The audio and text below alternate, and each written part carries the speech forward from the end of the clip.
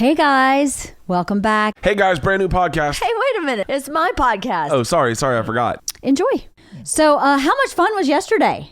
It was a lot of so fun. much fun. I had a blast. Me too. So, what did we do yesterday? Pole dancing. Wait, where's Sam? Is she not coming? She can't She come? couldn't make it. She had to work this morning. Our teacher extraordinaire. Yes. So Sam, who has been a frequent guest, teaches at the S Factor, which is it's actually, I thought it was like just a pole dancing class, but I found it to be much more than that, actually. What do you think? Yeah, definitely. It's way beyond the pole. I mean, the pole is sort of like the lure.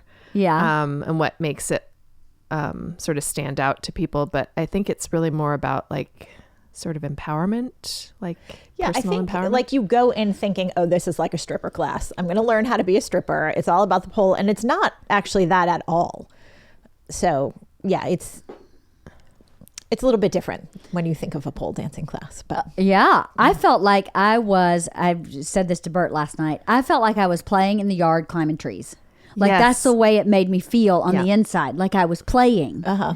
And I don't think we play enough as adults anymore. And although I guess it's sort of sexual or sensual, Yeah. I didn't really, that wasn't the first feeling. You know, I wasn't as self-conscious as I thought. I thought I would be really self-conscious, even though I'm with the two of you and with Sam, who are all my friends. I thought I would be a lot more self-conscious. yes, likewise. You did? Yeah? Yeah, I was and pretty I self-conscious. You were still self-conscious? Jazz hands. Like, what the hell do you do with your hands? Well, yeah. I was like, I don't know what to do with them. I went right back to cheerleader. Everything was like, whoop-ah, whoop-ah, cheerleader hands. That was the hard part, but Yeah, that was the hard part. And, you know, she said this morning, Sam called this morning, she's super to say she couldn't make it and to say she can't wait to hear this episode. And she wants me to call her tomorrow and tell her what we talk about because she can't wait till the episode airs. But she said, you know, in a regular class, you are taught to touch yourself a lot more than I did because I just wasn't feeling it in the room or something. She said something like that. And she was like, well, I just didn't. And after the class was over, I thought to myself, I wish I had really done that because I kept saying, what do I do with my hands? I don't know what to do with my hands. And I guess you're supposed to touch yourself with your hands. I don't know. I didn't really think about how little I touch myself, not in a sexual way. yeah. Just in general, how not sensual you are. Because sensuality doesn't have to do with sex per se, right? Right. It has to do with processing through your senses, I guess. Yeah. Or, yeah.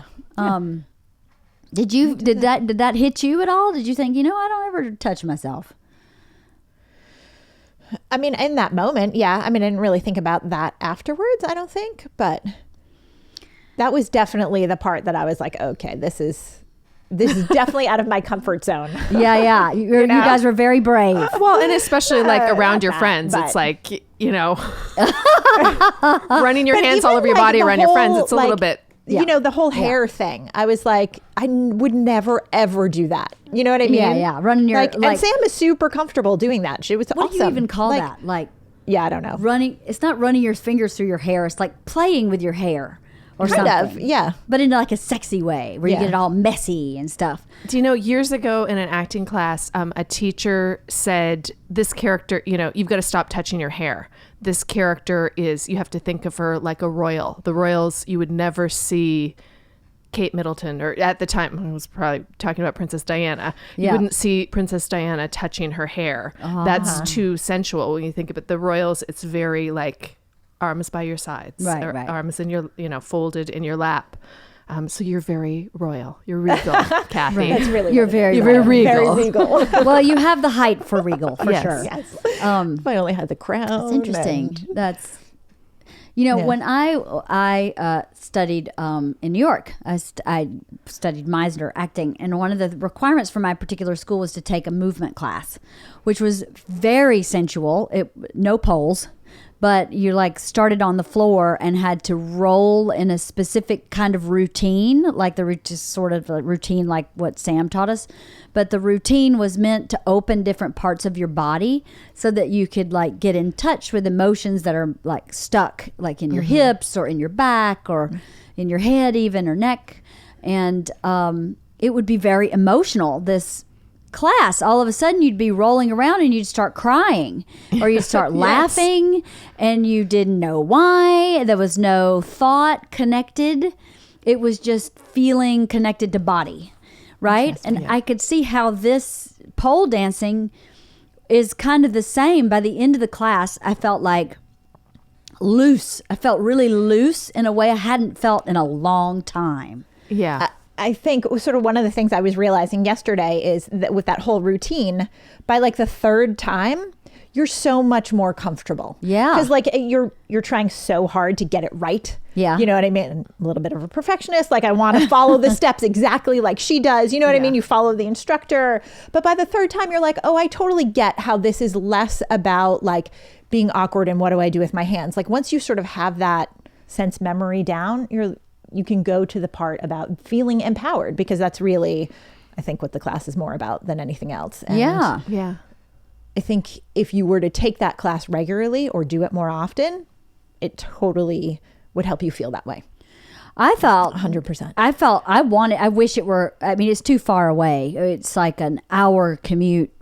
And it's a 2-hour class. And it's a 2-hour class. And I could, if it were here where I live, I would probably go to that regularly, because when I left, I was physically exhausted. I don't know about you guys, but I was shot. My God. Right? My legs were jello when I walked out of there.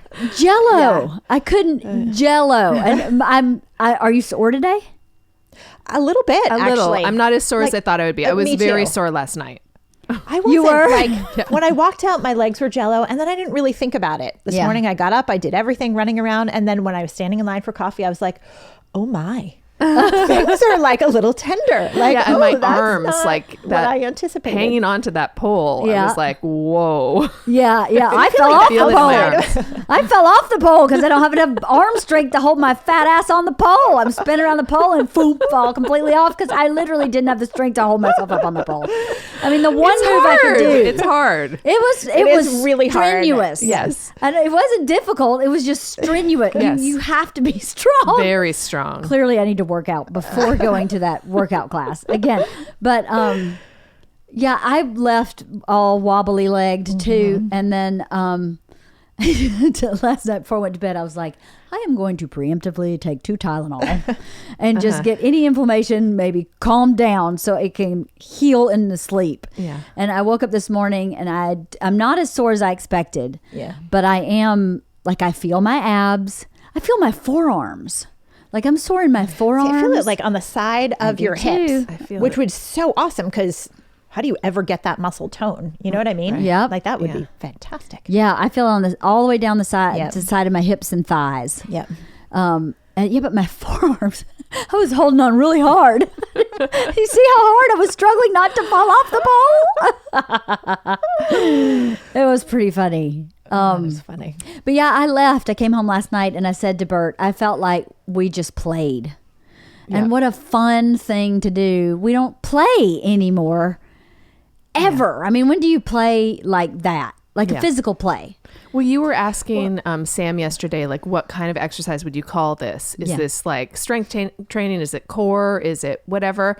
And I was thinking about it last night, and I thought, like, it's dance and gymnastics, but in a different way than a gymnastic. Like, obviously, you're not doing the balance beam or the uneven bars or whatever, but it's very gymnastic, like holding onto that pole and swinging around. And gymnastics to me just reminds me of childhood. It's like doing cartwheels, like, because whether or not you ever took a gymnastics class in your life, kids do cartwheels and somersaults and all these things, like, with the spinning around the pole. Like I got a little bit of like, oh, okay, I'm a little woozy, like after spinning around a lot of times. But it is that sense of like, just that childlike sense of just like, whee, I'm swinging around a pole. Yeah, it was. I'm doing cartwils. It was. So I much wonder fun. if it would be that in an actual class. I think the expectations, because you're with people that you know and you're comfortable with, so it doesn't matter. I don't know if like walking into a class where you don't know anyone, Well, if it would feel I different. took the or class. not. You did it once. I did a private party once. Oh, okay. Yeah. So I did one. It was like it was the 2-hour introduction, and it was what we did. And it was many years ago. I mean, it was like when Vivian was a toddler, maybe, or a baby. many years ago, like 10 years ago maybe. And I didn't know anybody. Like I got a Groupon or something. I knew no one in there. And at first it was like, oh, touch yourself around Right. these people I've never seen before. And a lot of them were like, there was a little bridal party that was there together. And so it was like, clusters of friends who were doing it together. And I was like, oh, okay. And then there's me. And I still felt very comfortable by the end of it. I felt like, yeah, this is like, and I had that same sense of play of like going, oh, I just like, I want to pole at home, not to be a stripper, right, but to just like swing around like a fireman's pole. Like when you visit the fire department with your preschooler and they get to slide down the pole, it's like, whee! Yeah. That's the feeling that I had. Yeah, that's the feeling I had too when I left. I felt like I had spent an hour and a half playing. Yeah. Like, climbing trees. Well, like when I was a kid and crawling around on the ground. Right. And, because we crawled around on the ground and we crawled around on a chair and we, rolled around. And I was like, oh my God, I just forgot how much, that's all I did as a kid. Yeah. I didn't play with dolls like that. I was outside doing, really active stuff. I don't know. I really liked it. I wish it were closer because I would go all the time. And I think, just with anything, if you're starting jujitsu class, you walk into a jujitsu class, they don't start at the same time. Everybody's at the same. You enter a class that's already in motion, sort of. Yeah, and they bring you up to speed, which this I would imagine would be similar. So I think you just have to push through your first class. Well, they have different levels. Like that's like the sort of introductory one that we did, but then they have like level 1, which is like, I don't know, 8 weeks, 12 weeks, whatever it is. Like, and then level 2 and level 3, and a friend of mine did it and got to quite an advanced level, and she had to stop because of work constraints and time constraints, because it's just like, it's a 2-hour class and it's travel to get there and whatever. But she said that it was just the most empowering thing that she ever did, and the most fun. Well, let's talk about the empowering part, because I did feel really empowered. Did you after you left? Yeah. I felt sexy, and I haven't felt sexy in a long time. It's hard to make a spare tire look sexy. Or feel you have sexy. To stop talking but about I a spare tire. A spare tire. My God. I'll show it to you. It's exactly around the middle, front, back, side, all around. Right? So I haven't really felt sexy. And I felt sexy like in my workout clothes. You know what I mean? Yeah. Mm-hmm. I hadn't felt like that. Yeah, because none of us were dressed sexy. We were wearing leggings and a tank top. Yeah. Yeah.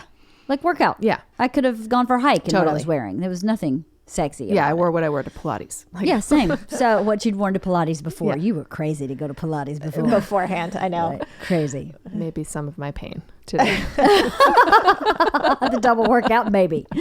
So, did you felt sexy? Did you feel like... Definitely. Yeah? Yeah. We learned a lap dance. Yes. During it, which... on the surface was my least favorite part. I was like, oh, I could just play on the pole all day. Like I just want to keep spinning around the pole me too. Climb it. Like, my God, Sam was amazing. She was crazy. Oh my God. Yeah. Totally amazing. So at the end of our class, Sam showed us like her routine, and I was literally mouth open. I couldn't believe how the shit she done on that pole. Yeah. Climbing all the way up a pole, like climbing alone and then hanging upside down and off of it. And like it was nothing. Yeah. Yeah, like it was nothing. Yeah. She was barely breathing hard afterwards. Yeah. Do you know what I mean? Like that was, She's really strong. impressive. Yes. Yeah. I mean, talk about core strength. She's like American Ninja Warrior. Like that's the kind of strong you have to be for that. Yeah. I couldn't believe she was that strong. Yeah. It was impressive. Super impressive. It was impressive too to see a woman be that strong. You know what I mean? Yeah. You see women who do all these conventional workouts, where they're, lifting weights and running and on the Peloton. Yeah. But to see, that's all she does for her fitness is this pole class. And I was impressive. It was really impressive. It really was. I felt very in my body. I didn't realize how much I disconnect to my body, to try and just get through the day. You know, I got so much shit. You don't, like I said, like the touching your own body. even when I was touching like my thighs, I'm not even like, I mean, she was touching her vajay, and I was like, woo, in front of everybody. We're really going to touch our vajay? Okay. Isn't that one move? It's kind of nowhere else to put your hands. So, okay. But I was like, I don't ever rub my thighs. I don't ever, rub my belly. I avoid that at all costs because I go, look at that cheeseburger right there on the belly. But, it's true. You do that for other people, but not yourself. Do that for other people. And nobody does that for me. Like Bert obviously will rub my back or something, but he's here 2 days a week. So I spend like 5 days a week with no one. I have to take it from people. Right. I have to make my kids give me a hug. Hey, that's why we have pets. Tell me about it. I know. Cuddle on the couch with the dogs. Totally. Yeah. But I thought that was really interesting too. I hadn't really thought about how little I touch myself and how that feels. It felt so awkward. It did feel really awkward. Right? In the beginning. Yeah. But should it Just feel so awkward? stupid. Yeah, exactly. Because half of it is not touching your vajay. Do you know what I mean? Half of it is just touching your thighs or your arms or your hair. Or your hair. Yeah, exactly. Like, it's not. But in a nothing sensual way outlandish. to like Outlandish. the touching the hair, it wasn't just like, pat. That feels good. It's like the whole thing of it was like sensual. And again, not sexual per se, but just to feel like, to actually feel both your fingers on your skin and your skin on your fingers. Or, Yeah. You know what I mean? I do. Yeah. Well, here's an interesting thought. Okay. So sexuality, right, and sensuality are connected, but not. They can be connected and they can be separated. It's a Venn diagram.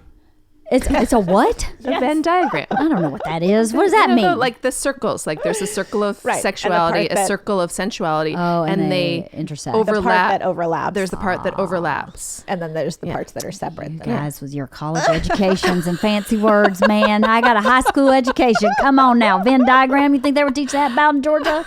No. But I know what you're talking about. I've seen them before. Yeah. I don't know. I started thinking about the atmosphere we're in today, right? With hashtag Me Too, and how as of almost 50, a 49 this year old, how I used to be so much more sensual when I was younger. And part of that may be age and marriage and whatever.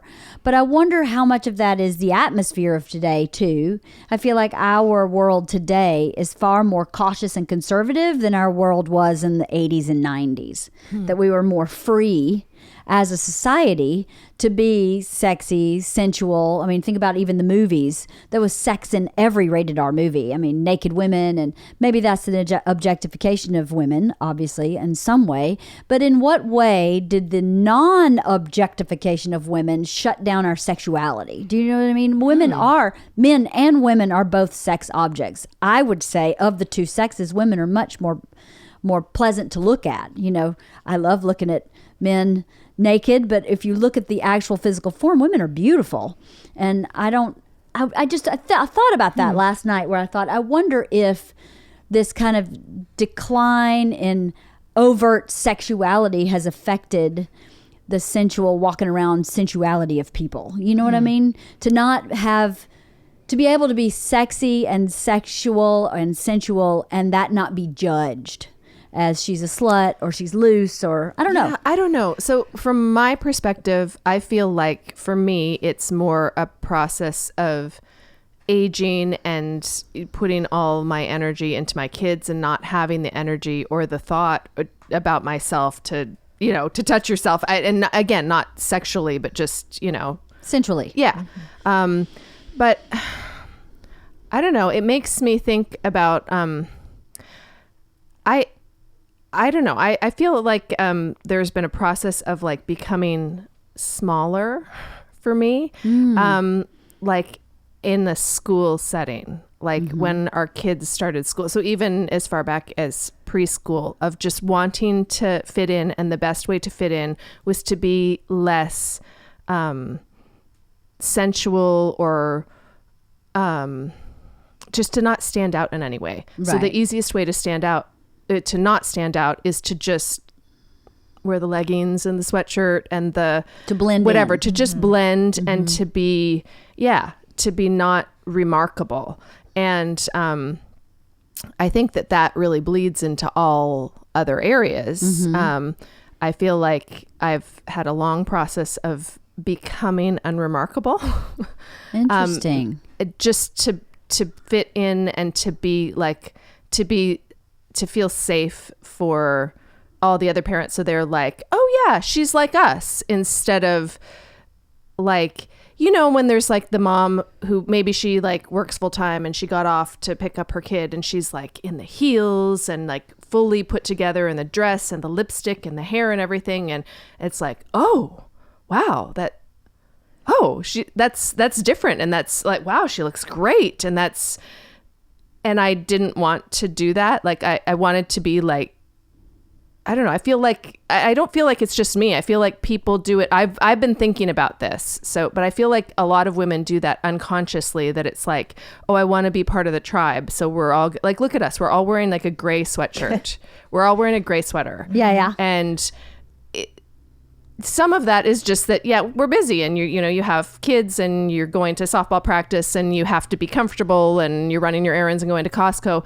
But part of it too is just like the fitting in of the tribe, that like if Cathy showed up here in a slinky red dress and heels, we'd be like, oh my God, what's going on? Like it just draws attention. Yeah. Right. And this thing about not drawing attention. And it brings me back to the S Factor class, where it's like that whole thing is about all the drawing attention of just sensuality in general, is drawing attention to like, oh, how does it feel to touch my calves or whatever, Right. or to just, run my fingers through my hair. I don't know. That's the correlation to me. I don't see it as much with the Me Too movement, but you might be right. I mean, I just haven't thought about it that way at all. I don't know if I'm right or wrong either. I have no idea. That's why. I don't know. When you were talking, it made me think about sort of the younger generation, like our daughters, and because everything about them, everything they're bombarded with is about sexuality and being sexy and being provocative, and clothing is getting smaller and shorter and whatever. So is that about being provocative, or is that about being sexy? Like what message are they getting, and what are they interpreting, and how do they feel about it? You know what I mean? Because it's a different generation. Yep.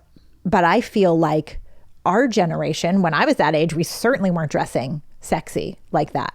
Do you know what I mean? Like That's that kind true. of stuff. If you drive by a high school that doesn't have a dress code, you see a lot of... Yeah.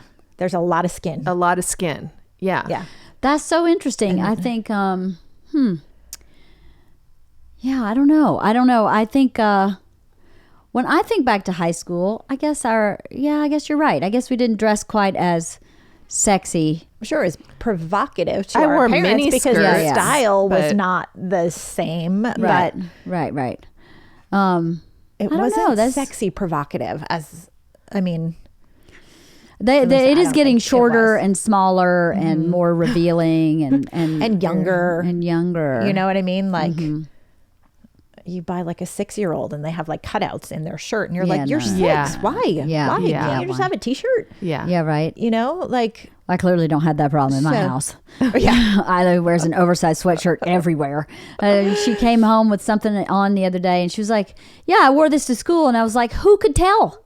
You wear the same freaking extra large men's sweatshirt every day. How am I supposed to know you wore that to school? I can't see said that- through the sweatshirt. I literally said that to, I think, both of my kids yesterday. I said, okay, time to get dressed for school. And they said, we are, because they wear the same thing to bed. I mean, they don't wear the same clothes. They change. Yeah, but it's the same look. But it's exactly the same look. It's a giant sweatshirt and sweatpants. And I'm like, Same. okay, how would I know? Yeah, I don't know. Hysterical. I don't know. I guess I don't know. I don't know. I think we're in a weird place in society now. This weird place of so much conservatism on Yeah. one hand, and then so much liberalism. And I don't mean it like politically. I mean Yeah, it yeah. like in values, right? In like there are a host of people who their kids don't dress provocatively, and parents wouldn't allow that. And, they have this whole movement in some religious communities where they give you a promise ring not to have sex before you get married. I mean, that's definitely did not happen when I was a kid. There was no like abstinence promise or whatever it's called. No, but it was the norm. To be abstinent? Yeah. Not where I grew up. We didn't have a lot going Never on. mind. No, I don't know. Yeah, I guess. Well, my cousin did get married. She was a virgin when she got married. But I don't know. It seems to be more culturally out there to be like, we have this abstinence promise on one hand, and I don't think. Well, based on our next podcast, according to the book we read, sexuality is happening later for kids, even though they may be dressing provocatively. It's happening later. But I've said this before, and people probably won't like this, but there is a lot of power in being a woman, right?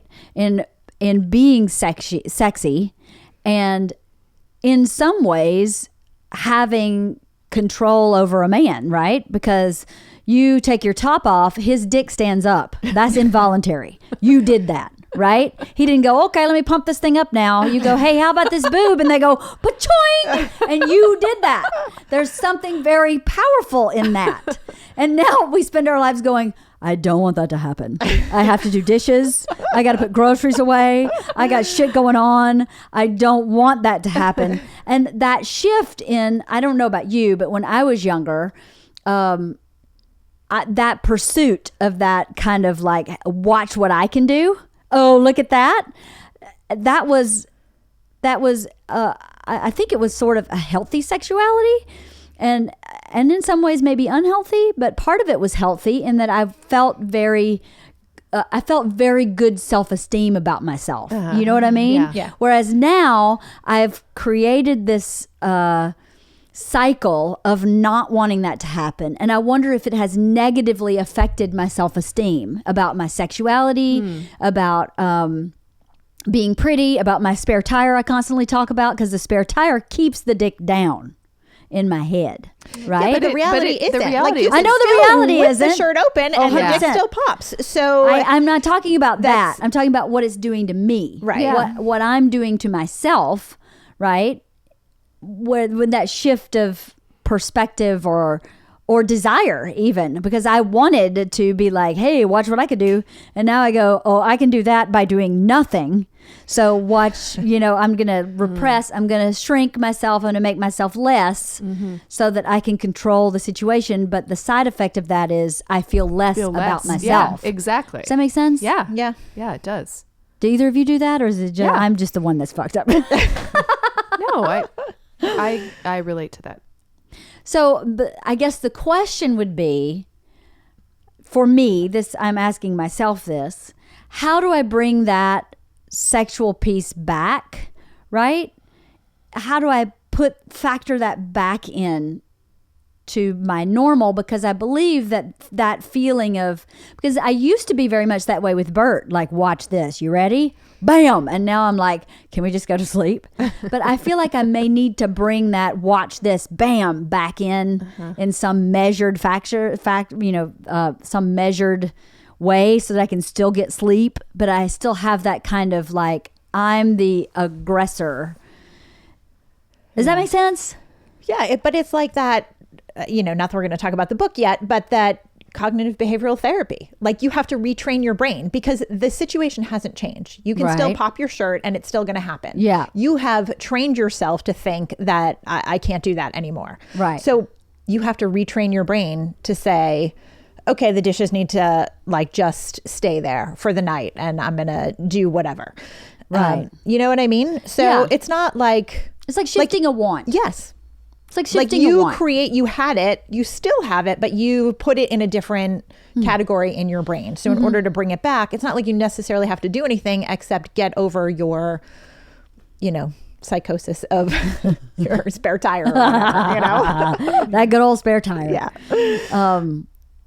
I hear you though. I mean, I relate to that very much. I'm much rounder than I once was, even just a couple of years ago. And it's it's a downer, and it makes me, I just focus so much on that I can't get outside of myself to go. And then if Richard compliments me, which he does all the time, he's like such a good husband, and I think he genuinely means it. Yeah, I have the same husband. Yeah. I just feel like that can't be true. That just can't be true. I feel that way too. You know, I've said, I don't know if I've ever said this before, but when I was studying acting in New York, my part of my day job, I waited tables, but I also modeled. And because I'm 5'4", you basically model swimsuits, lingerie, or cheerleader uniforms. That's pretty much it. So that's what I did. I did swimsuit, lingerie, and cheerleader uniforms for years. So I had a really great body. I had a curvy, but rockin' body. And then, you know, I'm pushing 50. I'm like, whoa, this is a train wreck from the neck down. I feel like even though there's part of me that realizes my body in my age group is pretty great. You know, all things considered, obviously we live in a town where people who are 50 look like they're 20 from the neck down. But in the scope of life in general, my body at almost 50 looks like it should look at almost 50. I'm not overweight, according to the doctor. I don't have too much body fat, although I beg to differ. But according to my age, I am in perfect health. I don't have any need to lose weight even. But my looking in the mirror, I go, well, clearly I could amputate half my body and I would still, then I would look okay. But yeah, I feel the same way. Bert was like, I could do nothing. I look dressed like a schlump, and he's all over it because he's a great husband that way. But yeah, I think what I'm going to do is I'm going to decide to shift my perspective and try and get back to that girl who had empowerment through sex or sexuality and sensuality. I'm gonna try to bring that back into my milieu of who I am today, because I feel like who I am today as a human, I like much better than who I was when I was that more sexually driven, young, you know, lady. Yep. And you're much more powerful in different ways. Right. Like, I think that's the difference. You're absolutely right. We all are, because we have wisdom and experience, and but I think I'm going to try to start doing that and just see how it affects how I feel about myself. Because after that class yesterday, I thought there is more to me than I'm showing, like what you had said. Yeah. There's way more to me than I am showing the world. And a simple day of playing on a stripper pole one day just went, hey, wake up to this whole other side you kind of put to sleep. Yeah, and it's not just the sexual or sensual, like the fact that we're talking about this came out of a pole class. It doesn't mean that the side that I'm not showing isn't the sexy the stripper side, but it does seem to awaken like other side, like the creative side. Yes. You know, the playful side, the funny side, all of these things that I feel get shut down or just made smaller because of just the minutia of the day. Yeah. You know, there's a lot of minutia in your day. Yeah. That it's just like, seriously, I had to take the garbage out again. Yeah. You know, but I always use that example, but garbage just never stops. It's Yeah, just yeah. constant in my house. Yeah. Garbage, food, like all of that. It's What am I making for laundry. dinner? What am I getting this? How's homework? And I have piano class and that softball game. It's just constant. Well, it's almost like when you talked about in all of the sex podcasts about scheduling sex, it's almost like scheduling play. Yeah. Instead of, and that maybe that will lead to sex, Right. but the scheduling play part of it, to just have that free feeling and to feel like maybe your younger self before all of the minutia crept in. Because I mean, honestly, a lot of the things that are minutia in my life, like meal planning and making, I didn't worry about that when I was in my 20s. No. It's not that I didn't have an eating disorder and I ate, but Right. I would just like grab some cereal or, you know, grab an apple, grab a this. It wasn't like a whole thing. But when you're planning for a whole family and you have to make sure that they're getting their protein and they're getting all their things and whatever, it's not fun. No. And it takes up more brain space. So we had more space in our minds to like explore all that other stuff. And to be creative and to go bowling with your friends just for no reason. right. And to, it's the play piece. I think that sexual part, the playing part of sex, we're playful and all that. That's not what I mean. I mean, like one level up from that. We have our sex is fine. Our sex life is fine. And I don't mean we're bringing whips and chains. I mean, my perspective becoming more playful about it. Right. More, more sexual as opposed to more like love. I love you. So we're making love instead of being like this, like more fun, more play. And just feeling more in touch all the time instead of it just being like, oh, okay, we're going to go for it. Okay, now switch it on. Like, right. 9 p.m. for Monday. Let's go. I wish there were classes that were, why don't they have just adult play classes? Right? Like with an indoor tree. Everybody climb the tree. I would be so into that. Tree. A climbing tree. That would be so fun. I mean, I hate exercise classes because it doesn't feel like playing. I would have done that for 4 hours. Totally. I would have just done that for all day because I kept going, I want to spin on that pole one more time. I was going to spin on that pole one more time. I mean, I literally I was reaching out for it to spin around and I realized that it was like we were focusing on the lap dance and I literally almost like a bad kid, a kid who's like, oh, I'm just going to go play with this truck when we're supposed to be doing math or whatever. Oh my God. But it was so alluring. It was really fun. So, did you do your routine for your husband last night? I thought about it. You did? I actually thought about it, but I did not. You did it? Hell yeah, I did it. Oh my God. Wait, which one? I was too sore and tired. The wall routine? I did the wall routine and the lap dance. Obviously, I don't have a pole. But I was really bummed I didn't have a pole because I wanted to show him my skills. I know, right? That spinning one I like that I a know. lot. That was really fun. But no, I did the wall dance and he sat in a chair and watched the wall dance. Did you put on music? Motley Crue. His choice, not my choice. I kept going, I don't know how this is going to work with Motley Crue. Kickstart My Heart.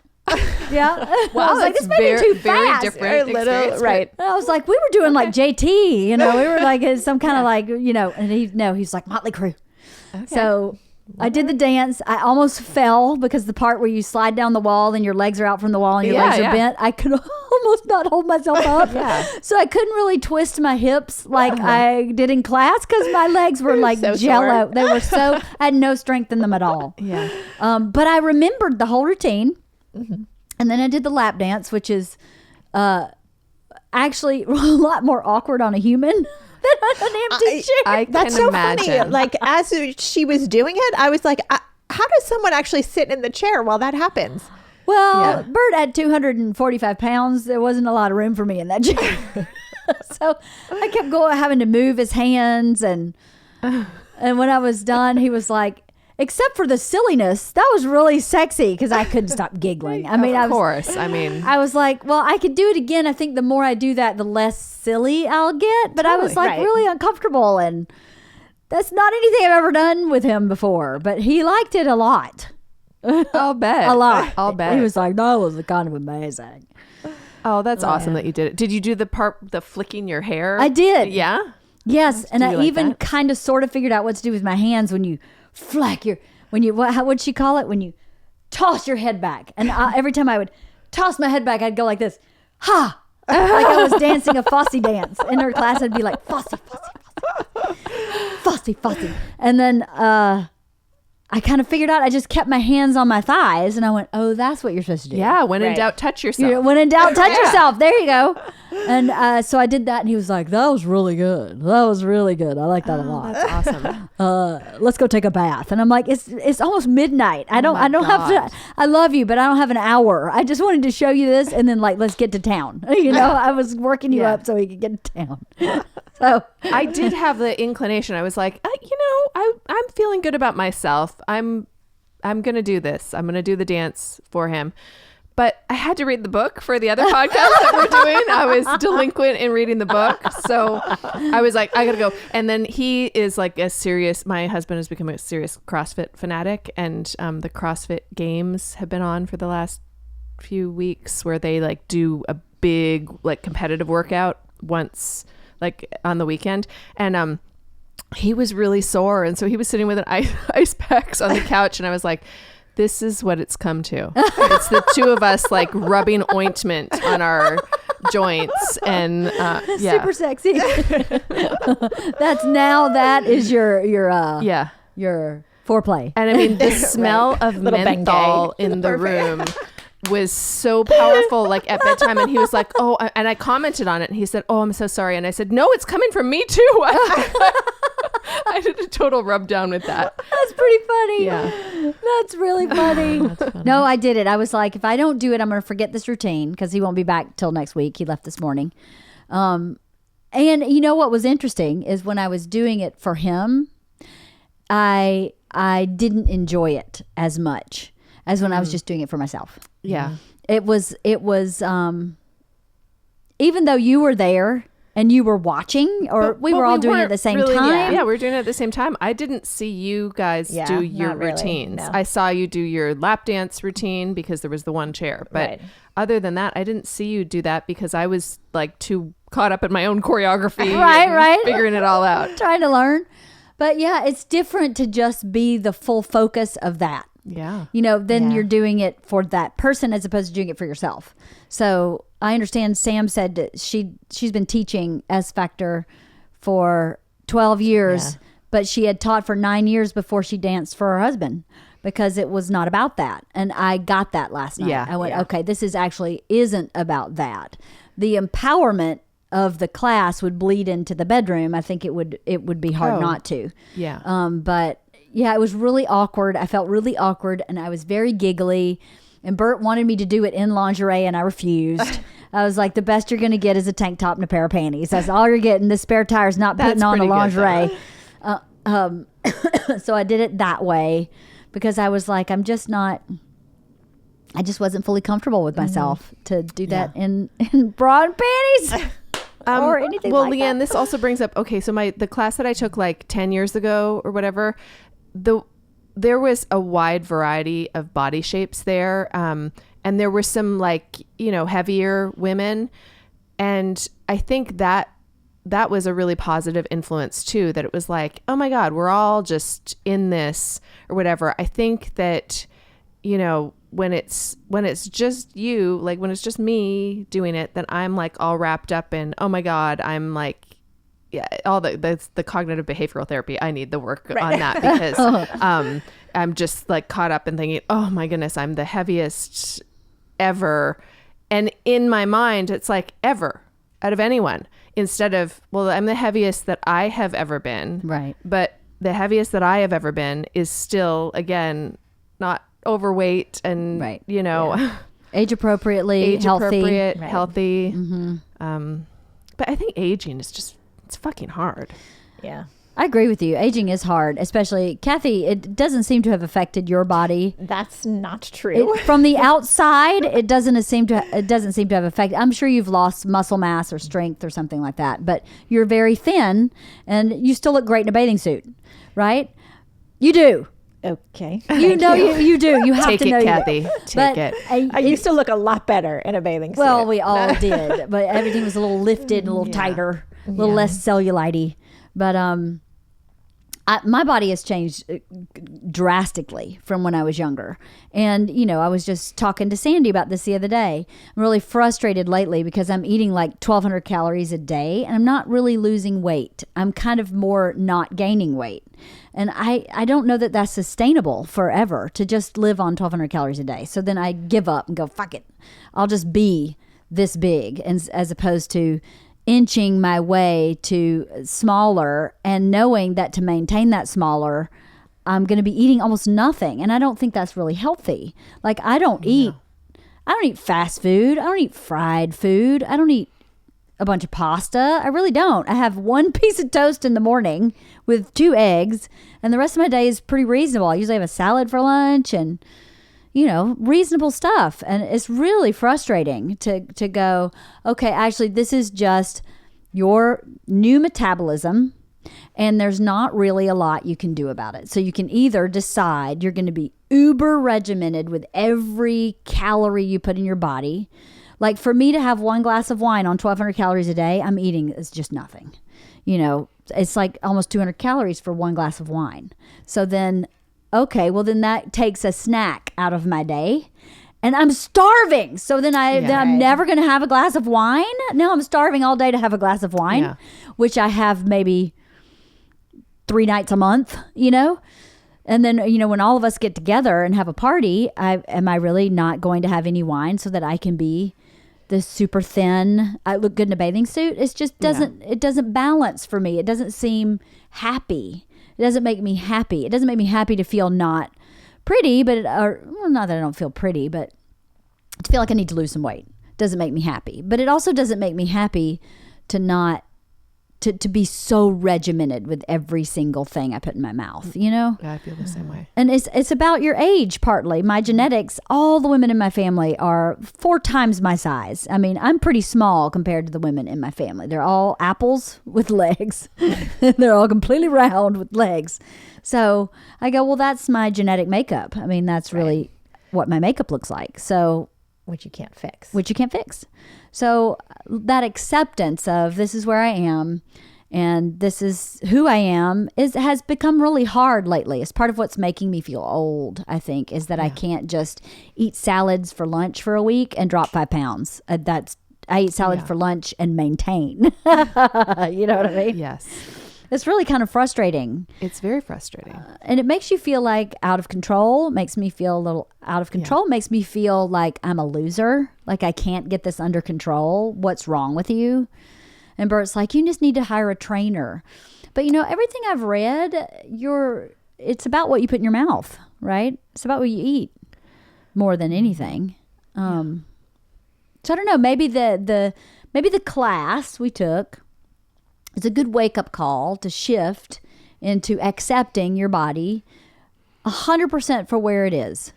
But also a shift into making your exercise be fun, like be playful. So whether that is climbing trees, whether you do find a tree you can climb. Right. Or whatever the things. Because who has time to add more into your schedule, right? Yeah. So if you can't go find time to play, why not make exercise the play part? Yeah. And how do you do that? Right. Find a tree. No, right? No, but how you do that is, I love to hike, and I stopped hiking for a long time because I hated the traffic to get to the bottom of the hill to hike. Exactly. I'm like, I'm going to spend 30 minutes. Or the parking. Right. The parking once you get there. Yes. So then, but lately I've been doing it anyway. I've been like, you know what? You're just going to factor that time in and you're going to hike anyway. I've been hiking like 3 days a week, and I really, really enjoy that. I like being outside.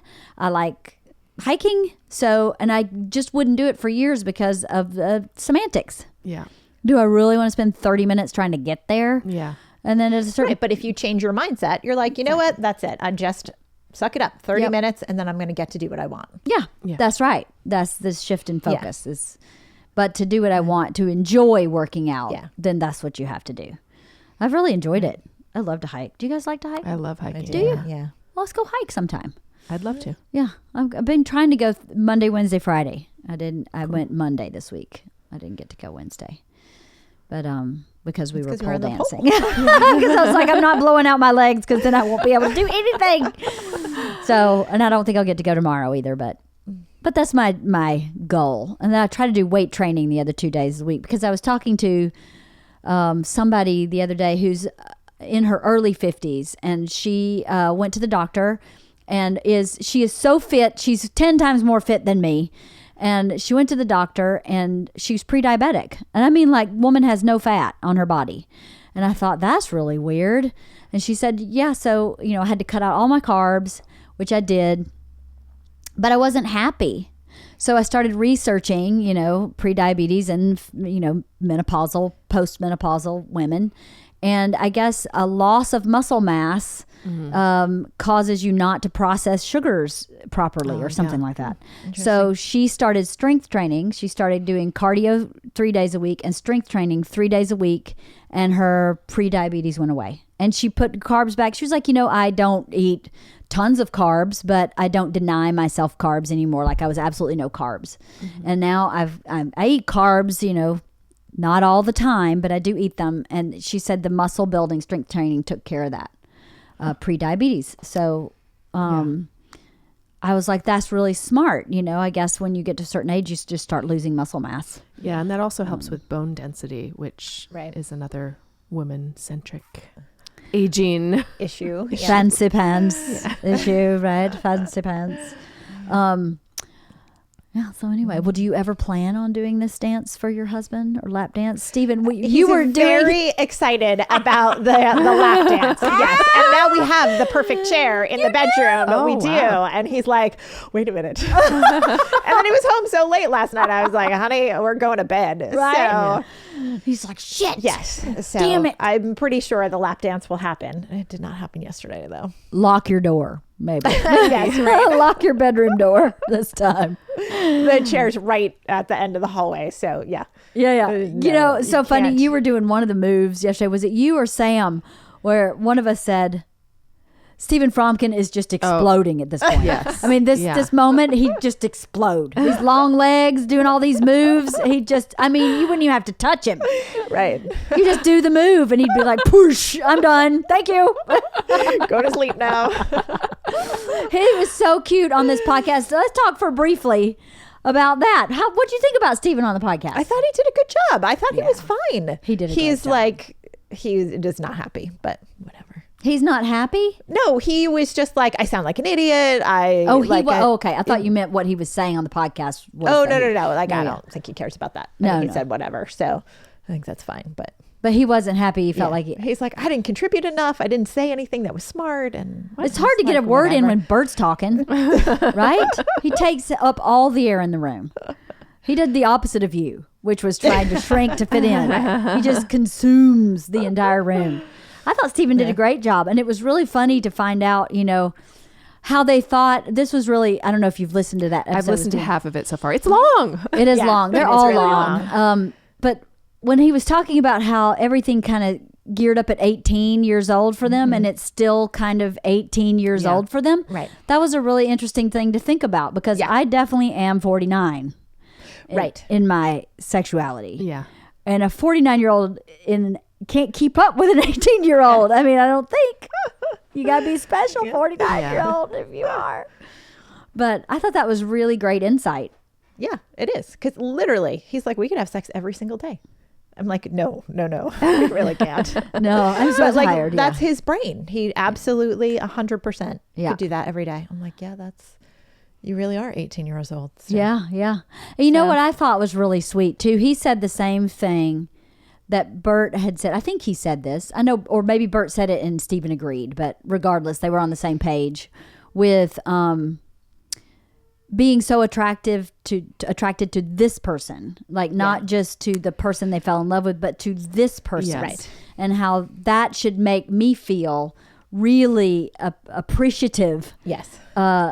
That he feels that way, He says that all the time. He says it to me all the time too, and Richard I always says that too. And I always say I am appreciative, but for some reason, listening to both of them, it hit me in a different way, where I thought I need to actually really take that in. It is a disconnect. It's kind of like what you said, where Richard gives you a compliment and you're like, yeah, right. But it doesn't sort of sink in, even though it should, and you know that it's genuine and you know that it's real.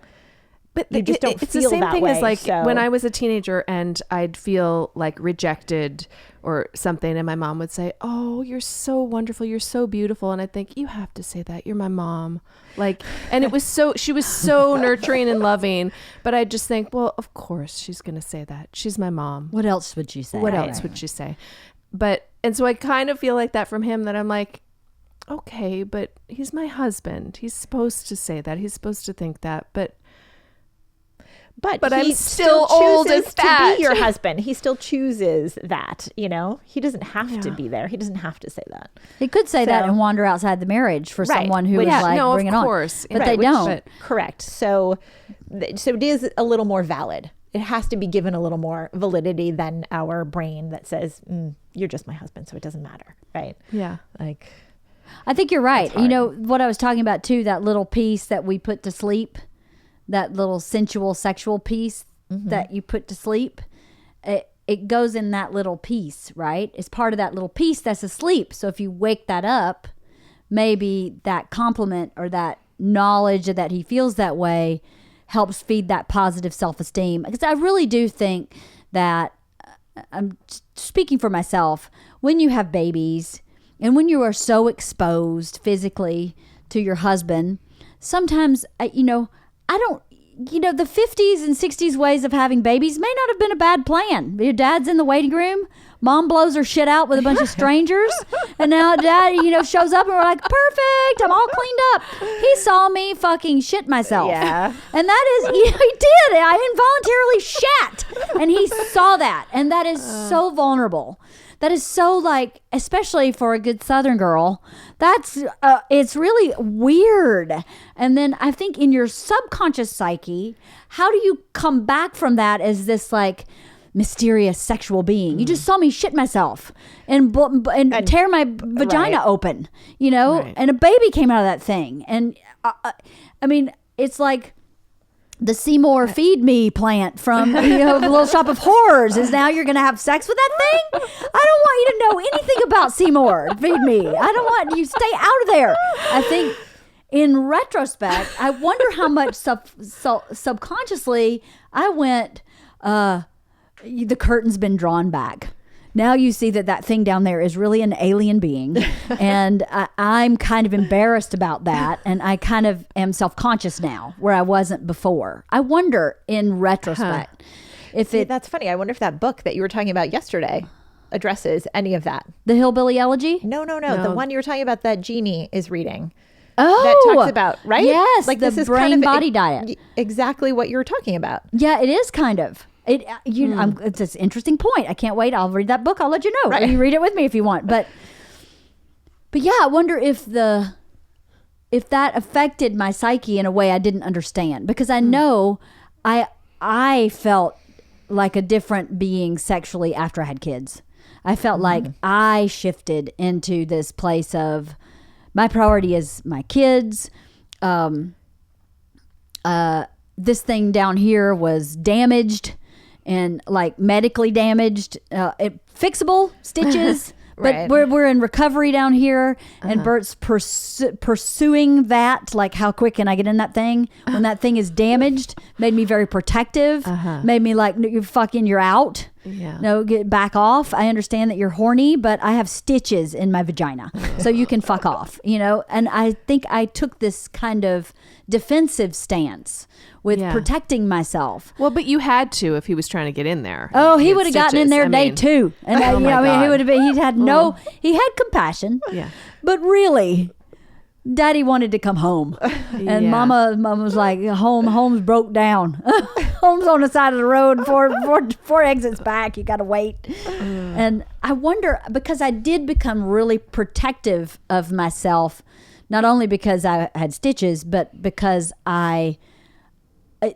having a baby is traumatic. As much as people say it's this beautiful thing, it fucking wasn't beautiful to me. It was traumatic. I had a terrible first delivery. I had a botched epidural, so I was completely paralyzed from the waist down. And I had episiotomy, and I would go from like no pain to full pain in one breath because the stuff would wear off.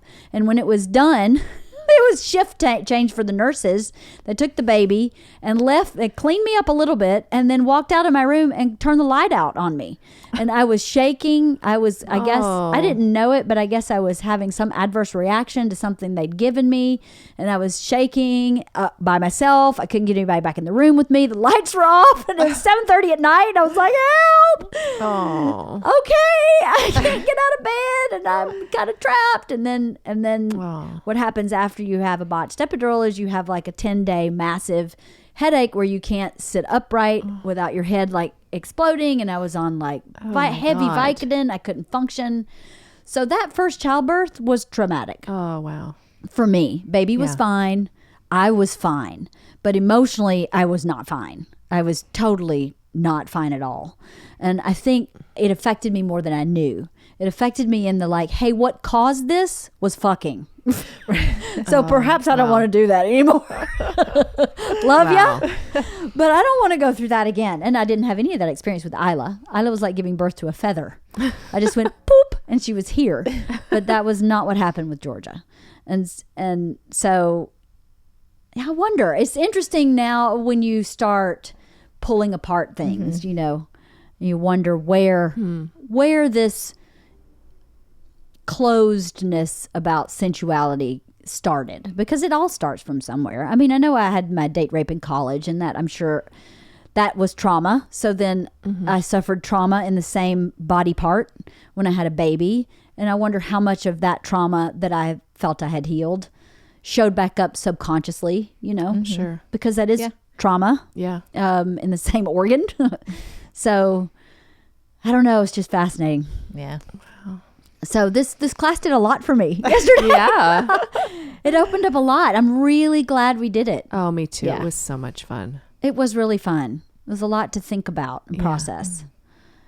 And dancing for Bert was fun. It was funny. And it was fun. I was like ready to get a pole installed in our house, but it really, the pole sends the wrong message. Like, It does. I think that's part of the problem with the class. Like nobody takes that class because you have this idea that it's all about being a stripper. Right. And it's really not about that. But you don't know that until you get in there. Right. And yeah, I mean more that 45 people you asked to come to this class and everyone's like, nope, not doing it. And I think part of that is because of the psychology of like, yeah, I can't possibly do that. Be that vulnerable in front of people. Right. Right. But that's not what it is at all. No. So it's really interesting. I wonder if that played into any of that. I'm sure it probably did, because I literally did. I asked like 12 people or something to do this class. And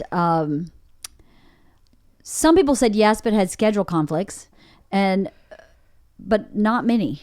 I mean, Sandy has a, quote, injury. No, she really tore a rotator cuff. She has a legit injury. She would have been a blast, by the way. But she couldn't come. She was injured. But I was really surprised. People were like, yep, nope, can't do it. Nope, no explanation. Nope, Right. just can't flat do it. out Nope. no. oh my God. And there is no way you could do that pole with a shoulder injury. Oh, no way. No, That she would have killed requires herself. some Yeah. serious. No. Oh, Like not even with one hand. No. Yeah. Like, there's no. no way. There was no fudging that. Even the crawling on the floor, she couldn't have done any of the No. class. Right. I'm really glad she didn't go. Right. My knee's bruised. Is it? And I not have a not bruise the bad on mine one. too, Yeah. actually. Yeah. That's so funny you say I that. have one on the top of this foot. I think it's from the pole. Probably, yeah. holding on so Because tight. you know, you're like this and you're spinning, and I think it's just that one foot, which was my back foot. So it's my back pole foot, or maybe it's from when I fell. Maybe I kicked the pole when I fell. I don't know. Well, the good part is we videotaped the entire class. Oh dear. I'm not videotape. sure that's the Lord, good part. that is not the good. How old am I to say videotape? We recorded, we videoed. How do you say it nowadays, Halston? What do you say? We filmed, okay, but it's not film. The look of It's horror digital. on Halston's face. It's I know. like, Poor Halston. He needs a Halston. raise after yesterday. I know. Well, I've obviously He have saw to pay some him. body parts I that didn't don't even need to discuss be paying you seen. for yesterday. Now I have to pay you more than I thought I would. But you talk about trauma. Halston is traumatized. I know Bert's so funny. He was like, I was telling him about the class last night. He said, I got to get my hands on that videotape from Halston. I'm gonna go through it, and I'm gonna edit a like best of reel just for us, not to put online, just for us. And we're gonna have a screening with everybody we know. And we're gonna watch you and Kirsten and Cathy pole dance. And I went, no, we're not. We're not doing that. No, we might pull some clips out and do my like God. a reel for YouTube or something. He was like, this is the best thing ever.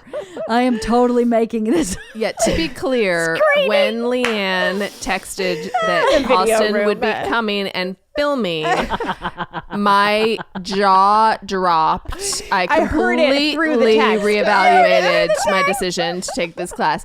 Oh my God, the horror. I know. I think your text was all capital. It was all yeah. caps. I was shouting it. It was pretty funny. It was really funny. very funny. But you will have approval of anything I post. It'll probably be mostly me because I know that. Yeah, luckily I was in the deep background, so You did that on purpose, I think. hopefully I will not be revealed. Yeah, well, I would never post anything you didn't. I would let you tell me whether or not I could post it before I did anyway, because I don't think that's completely fair. It was generous enough that you let me record it.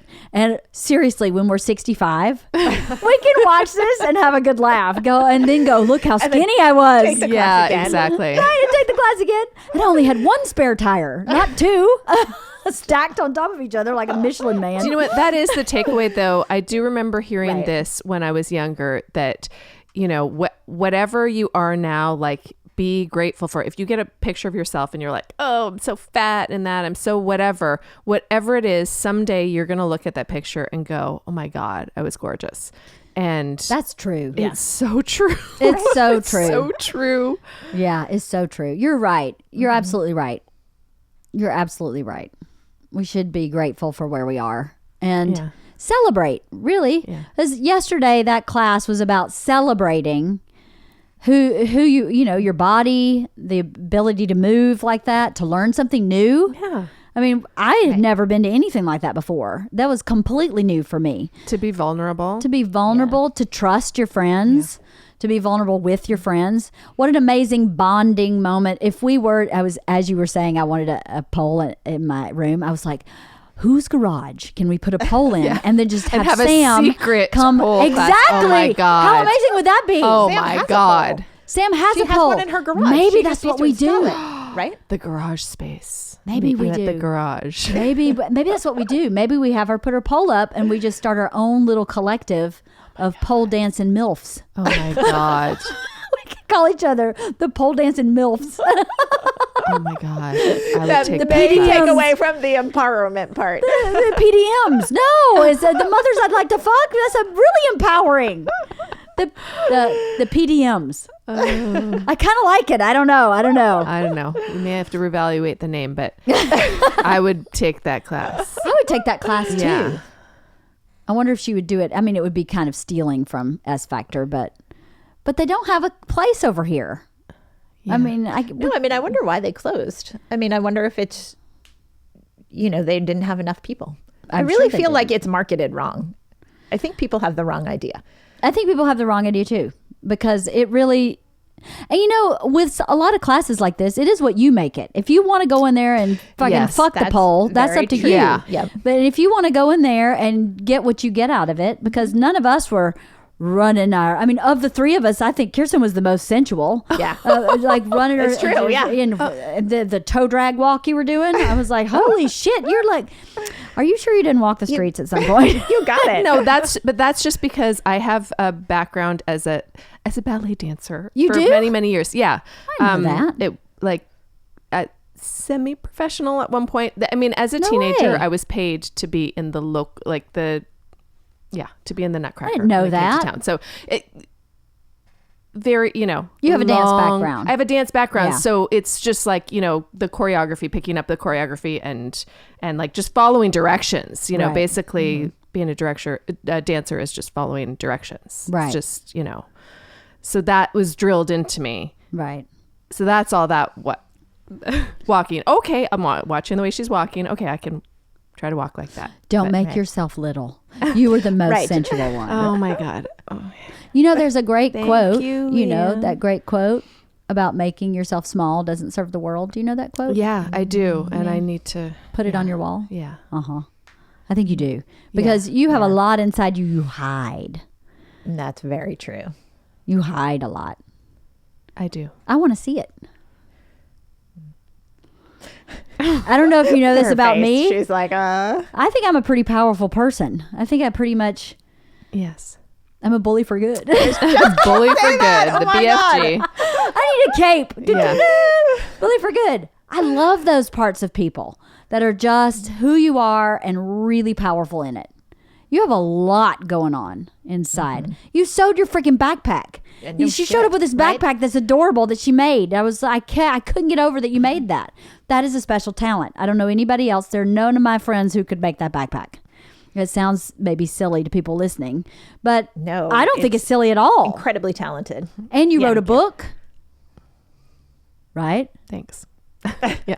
Yeah. You need to shake your moneymaker. Like yesterday. Yeah. You were the best moneymaker shaker. Oh my God. Oh boy. Well, it was really fun. It was so much fun. And I would do it again, and I would do it regularly, and I would Yes, in a force you women to heartbeat. do it with me because I'm a bully for good. But anyway, thank you for being brave enough Oh, to. thank you for having Yeah, us. like, I mean, thanks for making it happen. yeah. Well, I'm glad I made it happen. And now Bert, last night, he was like, I think this is the new path for your podcast. I think you guys need to push yourselves out of your comfort zone regularly and have Halston record it. I think you need to take jujitsu classes. I think you need to learn how to surf. I think you need to do I to would do it rappel. all. I think you need to do this. And I think Halston should record all of it. This is the path. You need to break down barriers. Break down barriers. And I was like, oh, babe, one lap dance did this for you? Wow. Really? I am powerful. I'm surprised that that's what you got out of the lap dance. That is what I got out of the lap dance. I got a Wow. producer. Yeah. He was like, I'd do it. I'd do it too. I was like, that's actually a really great idea. He's like, I know you couldn't possibly do it like that's every episode. Every week, But you could yeah. do your same podcast and then insert these things like where you and two people go learn to surf and we record it and then we talk about learning to surf and then you start Right. surfing regularly. Oh and I my was like, God. it's not a bad idea.